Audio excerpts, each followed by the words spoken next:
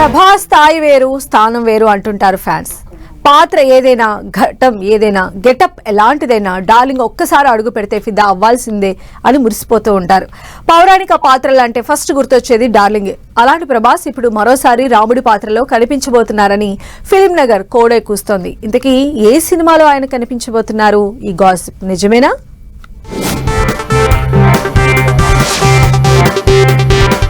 ప్రభాస్ ఇది పేరు కాదు, ఓ బ్రాండ్. తెలుగు సినిమా స్థాయిని ప్రపంచానికి పరిచయం చేసిన కటౌట్. ఎలాంటి పాత్రలో అయినా ఇట్టే ఒదిగిపోయే ప్రభాస్ పౌరాణిక పాత్రల్లో ఇంకో రేంజ్. బాహుబలి మహారాజుల, కల్కిలో కర్ణుడిలా, కన్నప్పలో రుద్రుడిలా ప్రభాస్ స్థాయే వేరు అనడంలో ఎలాంటి డౌట్ లేదు. అలాంటి ప్రభాస్ ఇప్పుడు మరోసారి రాముడిలా కనిపించబోతున్నాడా అంటే అదే డిస్కషన్ నడుస్తోంది ఫిల్మ్ నగర్ లో.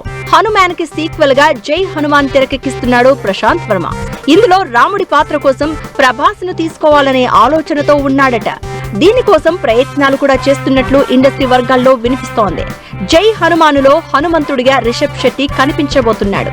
అయితే ఈ సినిమాలో శ్రీరాముడి పాత్రకు కూడా అదే స్థాయిలో క్రేజ్ ఉన్న స్టార్ ను చూపించాలని భావిస్తున్నారట. అందులో భాగంగానే ప్రభాస్ పేరు తెరపైకి వచ్చిందని టాక్. ప్రభాస్ కు ఉన్న pan India image, mass following ని దృష్టిలో పెట్టుకుని శ్రీరాముడిగా ఆయనను చూపిస్తే సినిమాకు భారీ హైప్ వస్తుందని ప్రశాంత్ వర్మ టీం భావిస్తున్నట్లు టాక్. ఇప్పటికే ఆదిపురుష్ మూవీలో ప్రభాస్ శ్రీరాముడిగా కనిపించాడు. అయితే ఆ సినిమాలో ప్రభాస్ లుక్, పాత్రను ప్రజెంట్ చేసిన విధానంపై అప్పట్లో భారీగా విమర్శలు వచ్చాయి. దీంతో ఈసారి ప్రభాస్ ను శ్రీరాముడిగా చూపిస్తే మాత్రం పూర్తిగా భిన్నమైన, మరింత గంభీరమైన, దైవత్వం కనిపించే లుక్ తో ప్రేక్షకుల ముందుకు తీసుకురావాలని ప్రశాంత్ వర్మ ఆలోచిస్తున్నారట. మరి జై హనుమాన్ లో ప్రభాస్ కేవలం గెస్ట్ అపీరెన్స్ తరహాలో కనిపిస్తారా, లేక కథలో కీలకమైన పాత్రగా ఉంటారా అనే దానిపై ప్రస్తుతానికి క్లారిటీ లేదు.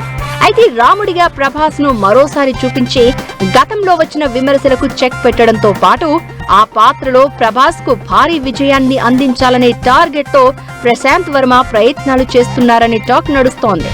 మరి ఈ వార్త నిజమై ప్రభాస్, రిషబ్ శెట్టి కాంబినేషన్ తెరపై కనిపిస్తే మాత్రం జై హనుమాన్ పై అంచనాలు ఆకాశానికి చేరడం ఖాయం.